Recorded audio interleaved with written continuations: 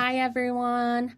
Hi. Thank you for joining us this week. I had a few people that wanted to talk about user groups and communities. And even if they don't hop on, I figure it's always a topic that comes up.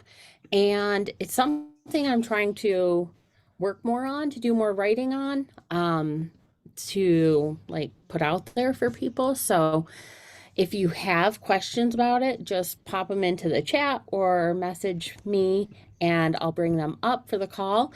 And if anybody wants to talk about something specific with their community, please do. I know Christine Kukic, which I'm never sure about saying how to say your last name, I forget all the time, but had a customer say something positive about her community that she's been growing this week. So I'm excited to hear a little bit more about that. I think you're on mute or just not loud. I switched my mic, so it was There you muted go. on my mic. So we had Gainsight NPS feeds to our Slack. So everybody gets to see the NPS scores every day and as soon as they go through. And yesterday we had a customer in their comments with their NPS actually mention one of the things that they enjoyed was that they have a community that they can go in and talk to people. And I thought that's kind of cool, considering we're still kind of new, we've only been at this just about 8 months. How many customers do you have in the community now? 350. Ooh, nice. Hey, that's more than that's in our community. Maybe not by the end of today. I invited a lot of new people to join today, but that's really exciting. Do you get a lot of engagement? We did the numbers game. Inside it has stats about the general stats, and we are 268% above normal Ooh, for okay. engagement, which I thought was awesome. And for us, that number is like they have 10 or more interactions in the system. Okay, okay, that's good. Yeah. And that our numbers were, I was kind of disappointed, right? I was thinking, we haven't done all that well.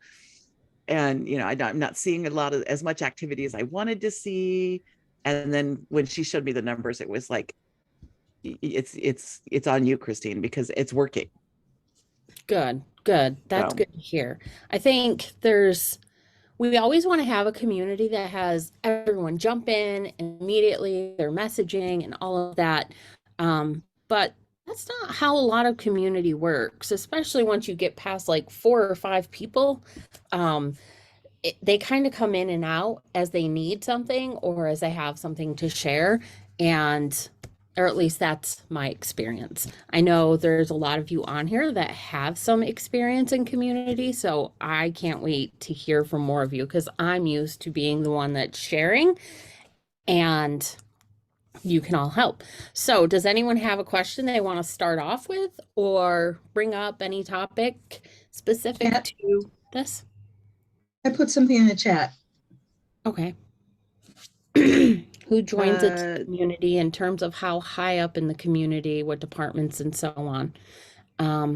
Christine said mine's divided up in half, actually, because the main community that has all of the communication activity, right? For us, it's a communication hub. So everything that we talk about regarding product, anything that we want our customers to know about goes into community in addition to whatever other modalities we may choose to disseminate that information. But those are our power users, right? They're the admins and configurators of our system, content developers.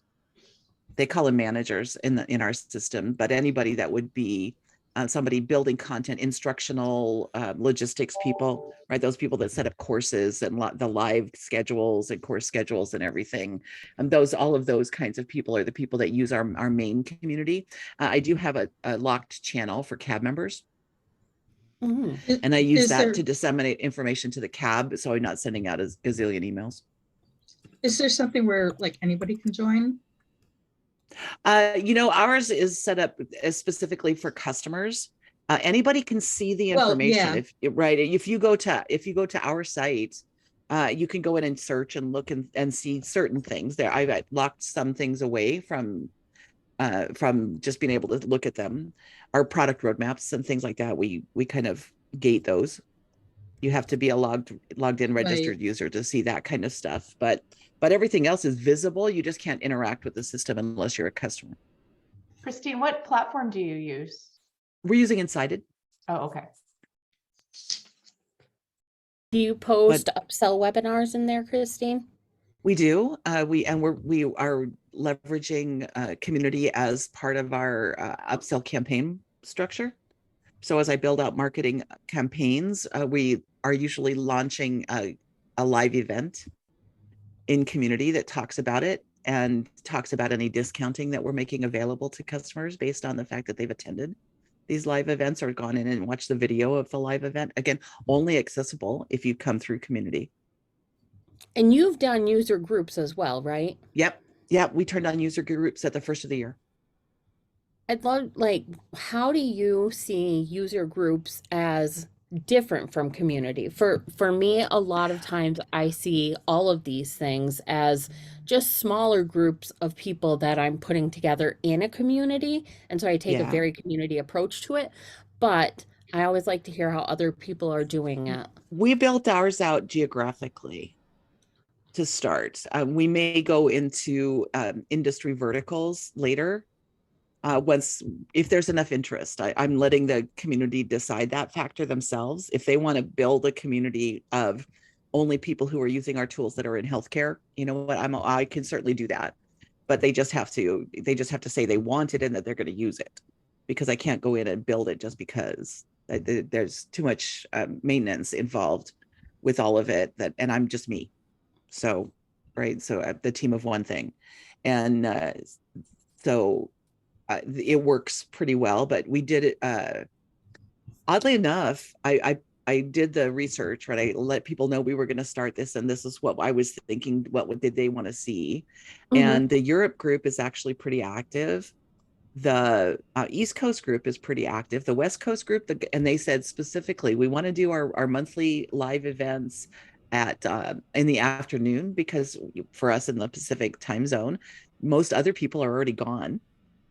Right, that we have to work with in our remote world mostly, right? So those are the open times, and I'm seeing zero traction with them. And I just said, I'll keep opening it up. But Christine, you said you added user groups. Is that like a subgroup within your community platform? Yeah, basically we just geographically distributed it so we could talk more specifically about things that impact based on like where you are. Okay. The US teams, for example, have to do certain things. Guys in Europe have GDPR to worry about, localization issues that are really a little bit more complex than what we might see in the US, where I could pick maybe 5 languages and work with 5 and then maybe open it up to 17 additional languages at some point in time. But in Europe, you're already talking at least 5 base languages, and you may need to open them up more quickly depending on your user base and what happens with that. Data privacy is a much bigger deal in Europe than it is in the US. So they have some big discussions about that, and their calls are just god awful early for me. I mean, it's like 6:30 in the morning is when I open those calls up. Oof.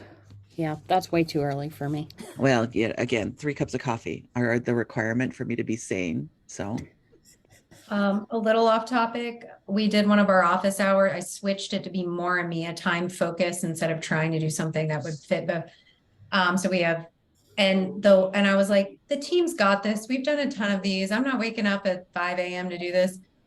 I'm waking up at 5 a.m. on the next one because, of course, they couldn't let anybody in. So customers just waited in the waiting area. And oh, no. It never came through, even though I made everyone a co-host.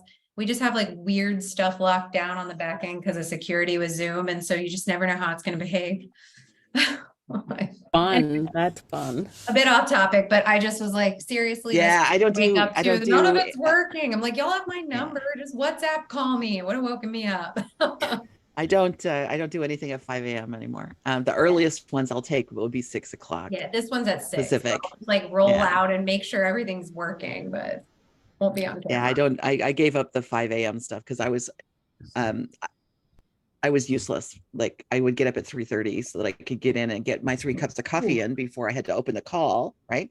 And it just didn't work. So I don't do those anymore. But we do our Europe stuff usually is at 7 a.m. Pacific, which is like 3 to 4:30-ish, depending on where they are and in Europe. And then that time frame is also friendly Mhm. for the East Coast. So if we are doing a topic in the live session that is of interest to somebody outside of it, we're not locking it out. So you can certainly, if you're in Australia, you can certainly come to an EMEA event. We don't stop any of that from happening. But we haven't seen anything, Mary, that said it anything more than geography was worth it. In terms Gotcha. of a user group, right, as a Yeah. subset of our base community. We've created Mhm. channels in the community that allow people to talk about specific topics.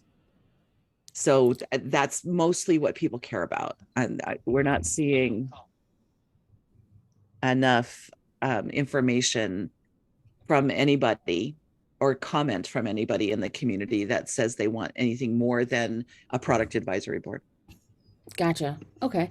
Yeah, I which is had everybody wants to be able to have input on product, but Don't Tao. they? I had Tao Ingo, I don't know, from Uptempo that was asking how to do a virtual user groups without because people are burned out from Zoom.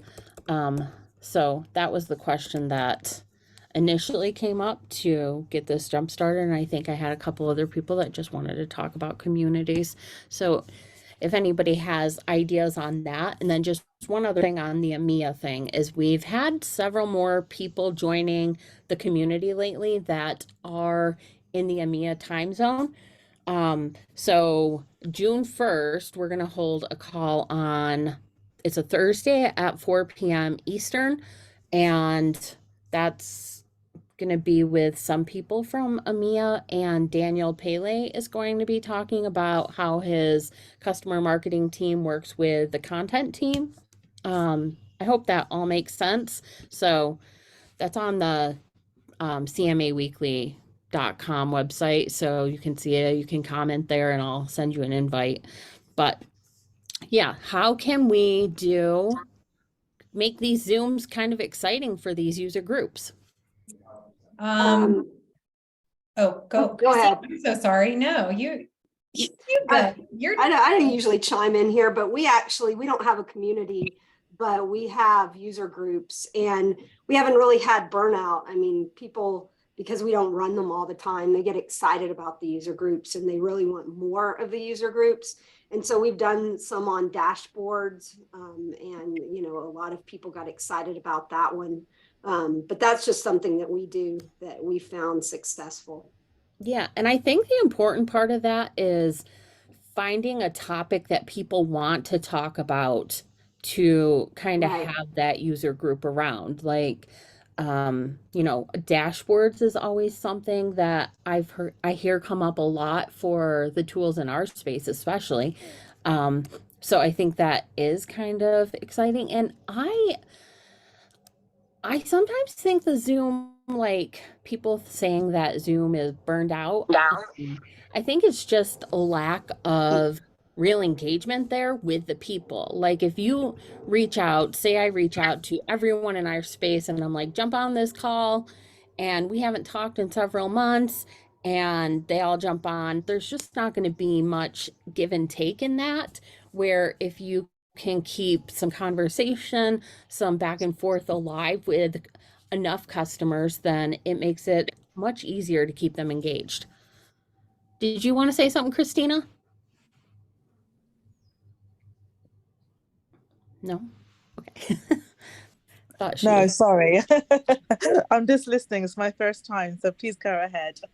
Oh yeah, you can jump in at any point. We're we just bring up some topics, and people who have experience or want to share something on that topic can jump in. So if there's something you're thinking about that you've done for your Zoom calls that makes it more interesting, then yeah, I know. I love your background, by the way, Christina Oh, Patrick. thank you. Yeah, just go ahead and jump in. And for me, I think it's the engagement and the interest on a certain topic that really keeps people kind of wanting to participate in a user group. But I'd love to hear like what the rest of you are doing. We're starting to see some return to physical events as well for the user groups. We ran a user group meeting in conjunction with a conference last week in London, and actually saw a large volume of our EMEA-based, not just London-based customers actually show up for the event that we hosted, which was exciting for sure, because we don't, in the US, it's harder for us. We're just too geographically disparate to run any really large customer events that are, user group targeted kinds of things. So there's physically, right? We can do them virtually because we can grab everyone, but we're not having any success at all with a lot of they're truly live in events like I do, like my mixology event we're running once a month, right? I mean, that kind of thing, we just don't have enough people. That makes sense. Yeah, Mary, there's, you- go you ahead. could do- in Zoom, in another group, we do breakout groups, and it's good and it's bad too, because you can't hear, somebody might have an insight in another group that you can't have because you're not in that group. But if, like you were saying, the interest is particular to topic, if you had breakout rooms by topic, and maybe even in the invite, you'd say we're covering these 5 topics. Would that help maybe?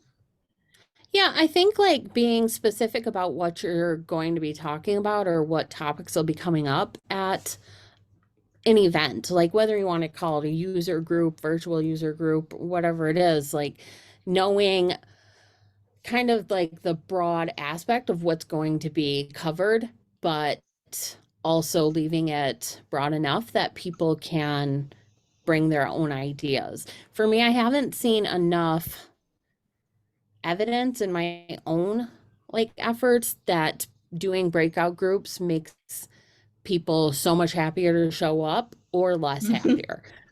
So I think it's really topic and volume dependent, right? Yeah. I mean, if you're on a call that has 80 people on it, breakout yeah, groups make a lot of sense, because you do get a better chance to have conversations in groups of 3, 4, 5 than you would in the group, an 80-person room, right? There's always going to be somebody like me that does nothing but talk and right, and keeps some other people from talking. And when you have a group that big, because that's Jan's call, right, Kathy? Where there could be 60 people on that call, Right. and Yeah. I don't know that we would really be able to get any good interaction without using breakout rooms. But that's not the sole purpose, right? There's also some open discussion both at the beginning and at the end. Right. And there's tons of stuff out there that talk about kind of engagement tools, right? There's Kahoot and some other types of tools that interface now very, very cleanly with Zoom to give some oomph to engagement. So you can do quizzes, and you can do Jeopardy games and Trivia Pursuit games. And we're gonna have our user conference is going to be virtual this year, and we're using a group called what is it, Sound Design. And they come in, and during the breaks they run little short sessions where they play music and they do trivia games based on music. And okay, like you're hiring them. Right. Yep. Yeah. Okay. And they're coming in and running their own little Zoom session that does whatever, right? That's talking about, last year they did air guitar contest And, I mean, it's just crazy stuff. But if, depending on what kinds of event you're running, you can play games to Mhm. up engagement if you need to do that, right? If you need to do introductions, if you're, just starting out and people don't know each other, doing a round robin of, hi, I'm Christine Cookitch. I'm the director of customer marketing at Thought Industries. My favorite thing is art, whatever. Right? We can do that. But again, with 60 people, that's going to take forever. Yeah, And if your that's call why is I 90 skipped minutes it. long, we've already used up most of that time Yep. just to get through the Yeah. introductions. Yeah. I'm interested, Maria, Andrew, Alex, Ari, what experiences, Ashley, anybody that wants to jump in, what experience have you seen with user groups, things that you haven't liked, things that have worked well for bringing your customers together? And also, I just want to say one of my favorite things, I've been on a webinar type summit thing online, was they did a webcam of like otters or a baby hippo or something. And I'm like, I could find this anywhere, but the fact that they did it right for like in the event just made it so much easier. And I thought, how simple to just add something like that. But yeah, I want to know how others are doing their user groups. Well, one of the things we used to do is break out into SIGs, different sections of people, and show them how to use like advanced features or things that have been problematic for support, or even what's coming up. So we hopefully could get them excited about the roadmap. And everybody went to those. Those were important to them. So that's one idea. Yeah. Is anyone doing them in person, and are you supporting them financially? Rachel asked. We're doing like a version of them. So we have user groups. We meet virtually once a month, and it's specifically for people who are certified in our product. So we essentially, certification is like one of our top priorities. And then we build on that. We're like, now you're part of the expert community. And one of the benefits, really the only benefit, is you get to go to these virtual user groups. And so that's been working really well, but it has kind of just been stagnant. It's kind of the same people that come over and over again. It's not super growing. One thing I'll say that I stole from you, Mary, is with these in particular, I really love that I just registered one time and they're always on my calendar. So we, a few months ago, implemented that on ours. And so we do have more people coming because I think they just forget to register. They don't see the emails that we're always sending. And so that has actually helped us quite a bit. And then in person, we started doing quarterly lunch and learns in our office. So we're in the Bay Area. A lot of our customers are in the Bay Area. So we've been having these, like, we provide lunch, and then it's kind of the same thing. It's a similar topic to what we do in the virtual events.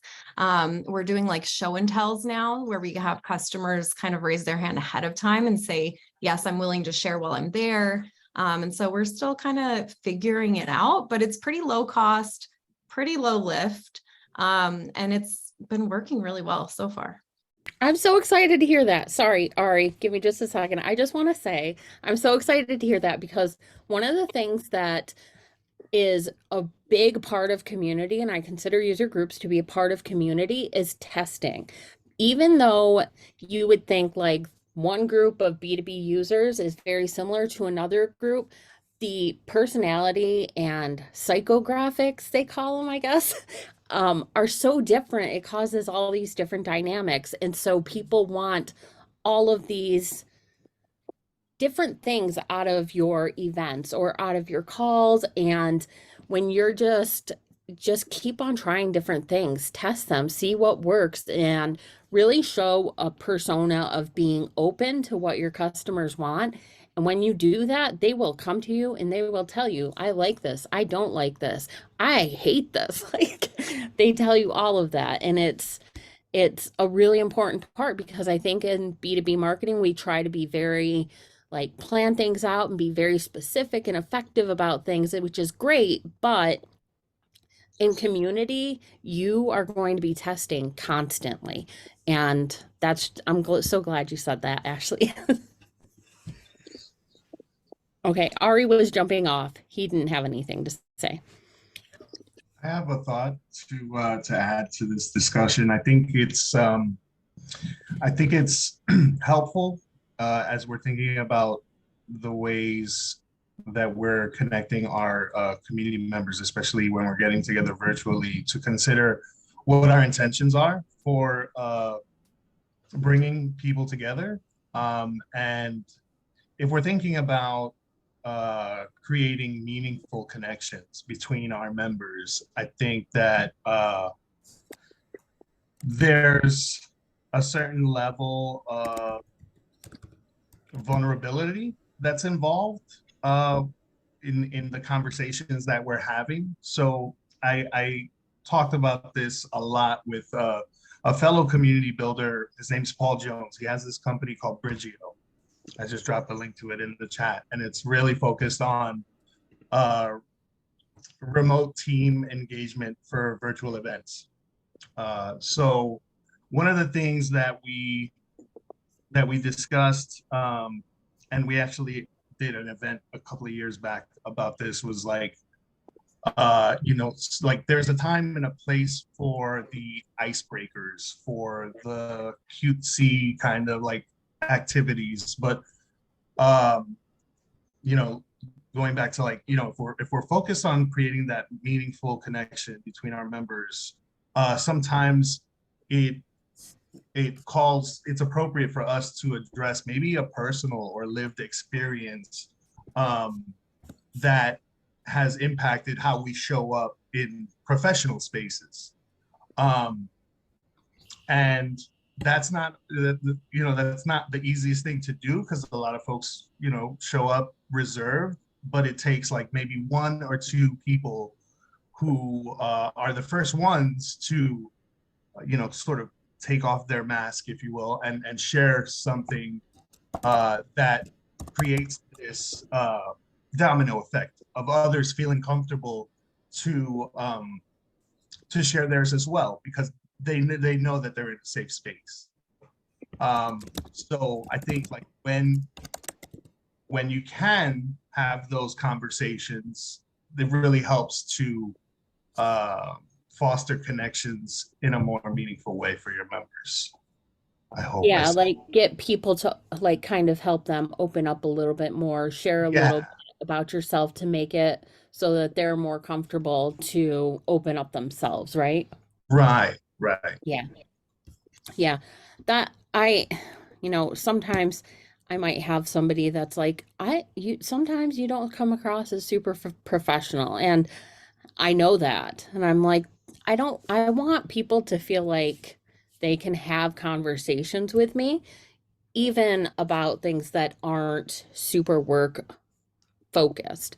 So I think that helps, because it makes it a little bit easier to be like, oh, this is just another person. This isn't anybody that's trying to look down or anything like that. Not that other people do sometimes, but yeah, I think that's important too. And that's why I think like when you're doing these user groups, or I guess I would say especially with user groups, is that because there's so few people that will usually join a user group, it's very easy to spend 5 minutes to send out emails ahead of time, or just message them and be like, hey, like, I'd love to hear, what you'd like to hear in this chat, or what topics are really important to you so that I can bring them up. Just show that you're making an investment into that relationship with them, because generally when you do that, they'll respond with it either in the email or in the call. And when you start to have that rapport, that's where, as a community manager, because effectively you are a community manager if you're running a user group, you can start making those introductions. Get them to the right resources, tell them about the right person that they want to talk to, and like just build out that relationship. And then when you're doing these, I think it makes it it's easier to scale. Like they always say, like with a community, it's you can't scale how many people you're talking to, but you can because over time it only takes a few seconds with each person. So yeah, I think reach out and build relationships a little bit, just to get things started and make people feel comfortable so that they can jump in on these user calls. And one of the things that I do to people is call them out sometimes. Doesn't always work perfectly, but it kind of gives them a little bit of a nudge to be like, oh, no, I don't have anything to say, or, actually become a part of the call. So Yeah. I Yeah, I think think that's that's one of the points that we arrived at was like, sometimes that icebreaker isn't good enough, like the prompt yeah. itself, right? Like maybe we need a prompt that's a little bit more, I guess maybe probing is not the best word, but something that prompts us to Directed. have a deeper conversation. Right. And Right. and of course you're not always going to be able to do this because who wants to be having heavy conversations all the time, right? Like I Right. think if you're able to sprinkle it in, because if you're just doing the typical icebreakers, like who's really going to remember what someone had for breakfast that they spoke with, right? But if it's a more pointed prompt and a more purposeful, intentional question, then that person will you establish that deeper connection by saying, okay, we spoke about whatever topic. Another thing that I think is really interesting that works is another community builder. His name's Yuri, and he does these weekly virtual events in the CMX community where it's super casual. It's like whoever can make it can make it. And it also, utilizes like at the top of every month, he'll share the link and you can sign up for as many sessions as you want to attend, just so it's always there on your calendar. And then what he does is he does breakout rooms where, people get matched randomly one-on-one, and then you have like 5 to 7 minutes to discuss anything. It could be work-related stuff. It could be, anything. And you only have that. It's like, so it's sort of like speed dating, in that way, because you get these random connections coming out of it. So I think that's a cool approach too, because it's something that he's been doing for a while now. And it's like, you always have this revolving door of other folks that are showing up. Yeah. Yeah. We did a one of those like speed dating things on Hopin for the Christmas time. And I think people enjoyed it. I don't particularly love it. I don't like being shoved in front of one person and not knowing that I'm going to be talking to them. I get kind of deer in headlights and I'm like, hi, I am Mary. I know nothing about anything. Nice to meet you. I just totally kind of flake. But, I think it's letting people know ahead of time that that's part of it is nice. And a lot of times we don't know if we're going to enjoy something until we try it. So there's that too. Andrew, I'm really curious about your community and user group experience, if you have any. I know you've used Influitive before, so there's some community there. Yeah, it's funny you mentioned that because I got started back in like 2006 or 7 launching community for a B2B, company, SaaS company. And there was a couple of major players. Yeah. So like, I think Lithium and Jive were around, but we ended up picking this platform that was like very do it yourself, right? They gave you like a wireframe and it would just go build it, right? And so again, like you mentioned, this was kind of early days. So we had this concept of like, let's invite all of our customers, right? And we'll populate the community with like knowledge base and templates and opportunities to interact and, for customers to answer their own questions, right? Because, a big focus on community is deflecting calls or support tickets, right? Like if customers can answer each other's questions, then they're less likely to go and ask your support team. So that was really what it was about. And it was, pretty successful. We got like a couple of thousand customers over the course of a couple of years to join and get involved. And obviously this was an opportunity for us to, in the early days of kind of install-based marketing, right?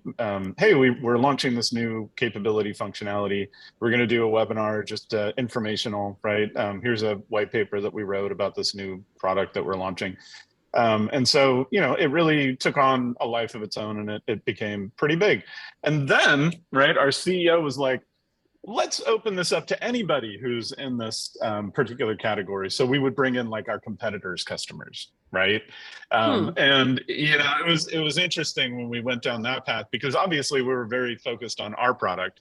And this, I think the thinking was, well, we can, maybe get steal some customers away from our competitors, and it's kind of like, there was some drama there. But yeah, I mean, it was amazing, and what a great opportunity and early on. And actually went to go work for Lithium for a hot minute before they got acquired by a private equity firm. And that mentality of deflecting support was very much their focus, right? And anyway, so now when I think about like community and we're talking about meetups and opportunities to get in front of customers, the community that I partner with, right? Because I'm very much focused on the advocacy, part of marketing. I want to do a lot of advertising within the community around like, hey, you're having an amazing experience in our community. We've also got these advocacy opportunities, right, that we want to make you aware of.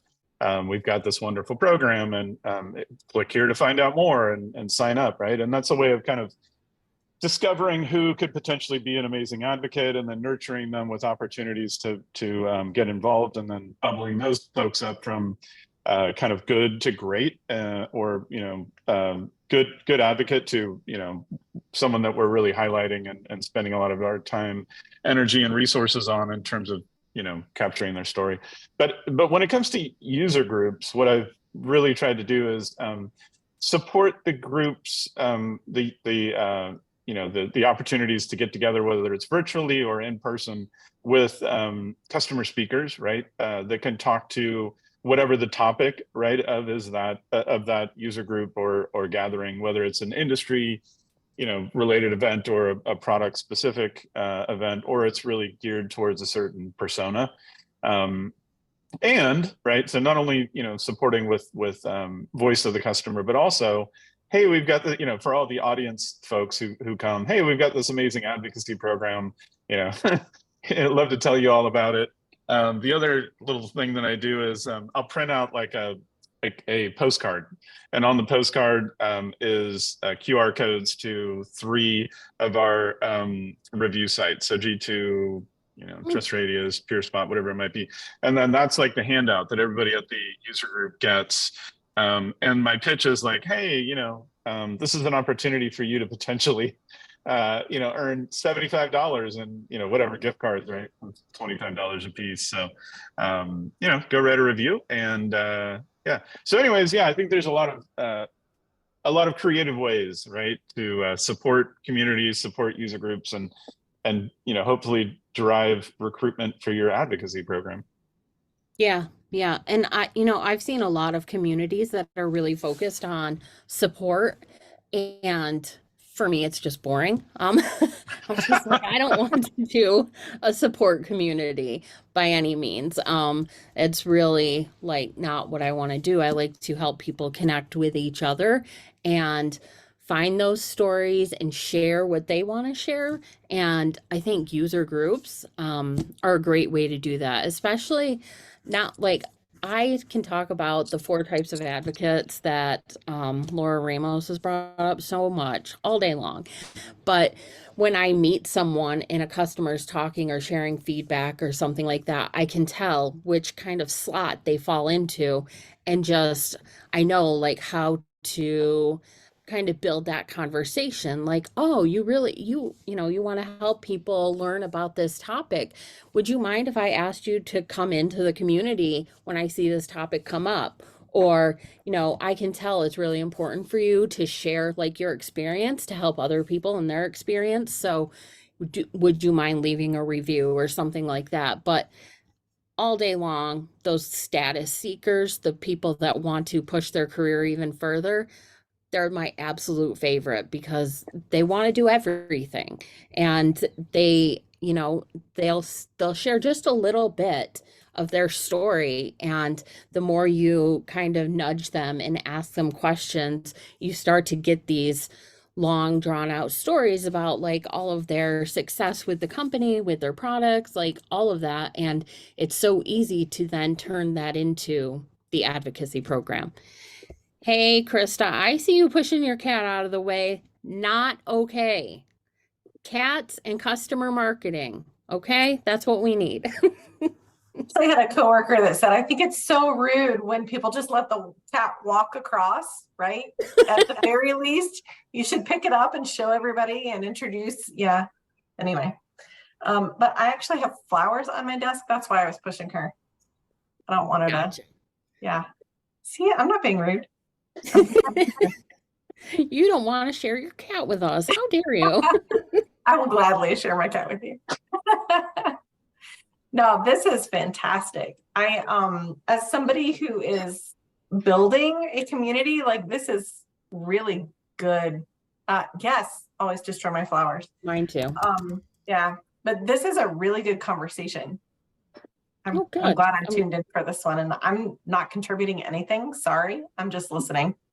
That's okay. We all have things. A year ago when we started having these calls, probably so like 14 months ago, Christine would join us. Christine Kitch, so not good. Christine K. And she would ask a lot of questions. Not that she's very bright, obviously.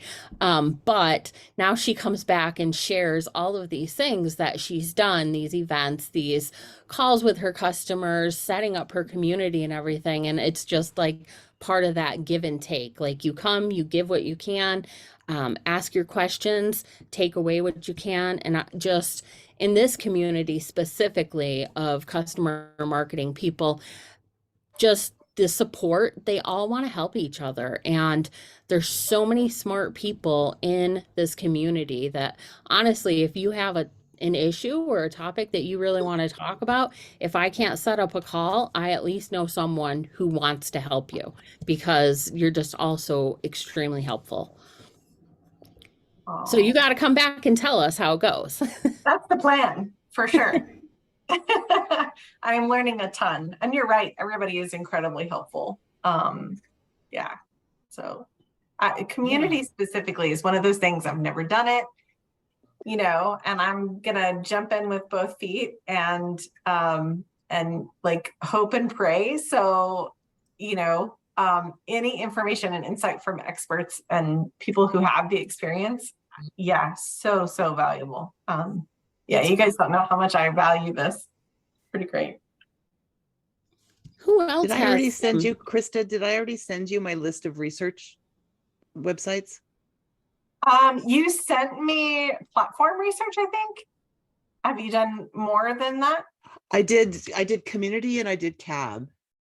Well, I don't remember which one I sent you. I think I have a platform that I'm going to use. Cool. It's something we already have access to. So the company I work for is a technology, like a value add reseller. So we've got hundreds of partners. And so we have access to technology, a lot of it. So I'm researching right now to see if we have access to technology that we can leverage through one of our partners. So I think I've got that part covered. I just need to make sure that it like checks all the boxes, right? But one of the things that I wanted to do, and I don't even know if anybody's ever done this before, or if this is a regular thing that everybody does and I just don't know it, is to have like regular virtual events and then the community in between, like in the same platform. So you can go back and, you know, speak to something or have, oh, see, I'm not the only one with the kitty walking across. And kind of continue that conversation, right? Like make it a continual conversation. Yeah, there Anyway. are more platforms that are doing that. One is called Scenes. It's still really new. Another one is Heartbeat, and you have like a channel basically where you can do your streams or live calls, and then you have the community where you can do your threaded conversations. I was looking at those to try to get one for what we're doing because I have the calls here, there's transcripts over here, it's all over the place. But now with the new website, I'm trying to get it more integrated and everything saved on there. And I've got this really cool tool that like uses AI and comes up with like kind of, well, the transcription obviously, but it also kind of summarizes the great things that have been learned or the quotes from the calls. So I'm going to start putting those, like run that through for each episode and putting those in the calls too. But yeah, I think that's really helpful. One of the things that I've seen for community is being able to be that person that knows where to grab the right link is super helpful. It really like makes it so that it's easier for the members because they don't have to click around all over the place, and it helps them follow through. So if they're like, oh, I want to join an event, but I've got to come ask so-and-so, I'm not going to go through that. I'm not in the mood for that today. But every time you talk about an event, you just link to it. It's so much easier. You get so many more people that want to participate. So no, that's not what it's called. And the one I'm using is called Cast Magic. It's on AppSumo. I'm such a big AppSumo person. It's crazy. I like to buy all the lifetime deals and play with those tools. But yeah, it's really fun. It just goes through, it gives you lists of titles you could use for your episodes. Gives you like lets you tell them like the name of each person that's talked, and then gives you a whole bunch of quotes that they've shared. I'm gonna be sharing some things and asking everybody for permission to share things from them in the community. So it's more of this content. We have so much really from all the calls we've done, but it's just not as easily accessible, which is funny because I've always harassed companies to be like, well, if you made it easier, people would do this, people would read things. And so now I'm the person that's on the other side of that. But I've heard Descript AI is pretty cool. I just haven't tried it yet. She's destroying everything on my desk. Do we have more questions about community? Getting people engaged, or you know, one of the things I've always found with community, it's easy to get a lot of feedback, but getting that back into the company and making sure it's implemented can be more difficult. So that's a topic. Yeah, I'm open to talking about anything. How big is too big? Yeah, does it, like, at what point do you create the sub communities, right? Like Christine was talking about earlier. Is it by need or is it by? Yeah, I think that your growth, Krista, is going to really point that out.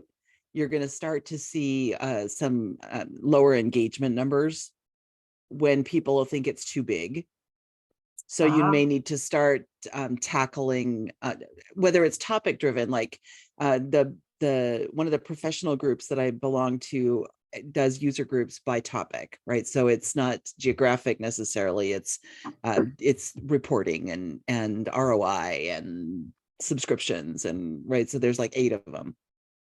And what they discovered is that through analysis over and probably about every 18 months, they go in and they analyze the activity, and then they make a call on, do they need to break a group up because it's got there's too much going on now. Like that originally there was one technology group, now there's going to be 3, because the volume of vendors and types of technology has just skyrocketed. So I think that's something you have to kind of keep an eye on, but your people will tell you. As Mary said, they don't hesitate to communicate if you really put out an we're open to anything vibe. That, and I would just say, you know, if you get a group of people, say, talking about something specific and it's happening for a while, or they're coming to you and saying, we really want to talk about XYZ, we really want to talk about this, and you get a few of those people, I kind of think of it as how much engagement each of them participate or have in the past.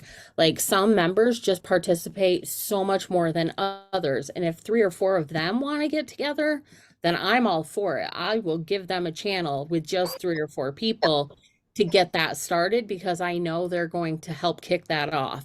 But if it's a bunch of people that are kind of more of what you call the readers or the lurkers, and they're like, I want to read more about this, but they don't do a lot of the participating themselves, I might try to help tag things for them in the future, or like give them a feed that they can look at. It really depends, because I don't want to open a whole bunch of channels that never get used, and then people join and they're like, why do we have all these channels? It's just a mess in here. You know, we don't need that. So I think thinking of that engagement level is really helpful too. And you'll notice, I just wanted to say, like, a community constantly needs new blood. Like you will have people that come, they're super active, and then they get sick, or they go to a new job and they're not doing the same type of work, or, you know, life happens and all of a sudden there's been cutbacks at their company and now they're doing 3 people's jobs. And that's happened a lot with the community. So continually looking and kind of encouraging other people to join helps keep it new and kind of vibrant and talking about new topics. But in doing that, that's where I think like the customer programs help. Like Ashley was going to talk to us about it at one point, but building these kind of programs that you only get through the community about specific things, like the user groups about specific topics, or like a match program introducing people to each other. I don't know. Ashley, do you have any ideas off the top of your head? I was just saying, yeah, I really still want to talk about it, but at the same time, it's literally feels like it's changing and growing and evolving every single week. I'm like, oh, this will be good. And then next week it's like, oh, there's more. Yep. That is community right there. For me, one of the biggest things that I've seen, other than the match program that has attracted a lot of people, these weekly calls for the community, even though it's about 20 people a week, it's different people every week. And that really, I think it helps solidify some of that sense of community. But there's so many ideas that you can try. And really, it's just asking customers, how do you want to connect with other customers? What do you want to talk about? And keeping in mind that it's not just going to be industry, vendor, or geography specific.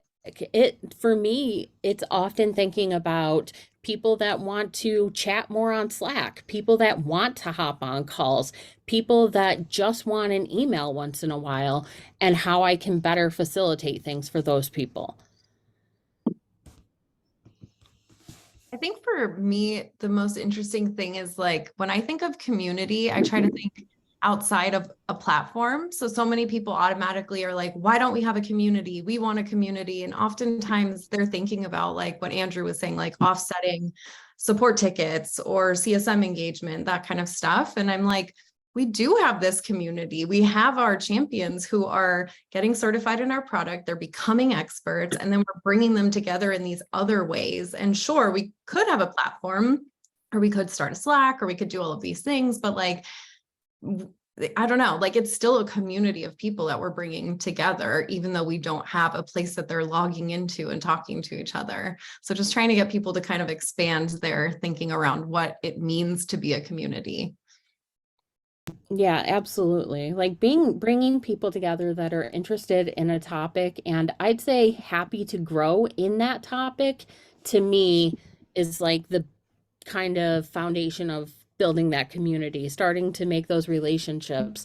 And from there, I mean, it can be weekly calls, it can be in a Slack channel or Slack workspace, it can be a forum on a website. But I'm actually seeing that the forums on websites aren't as popular. Now, I mean, there's still a lot of them that are used a lot and people like them for sure.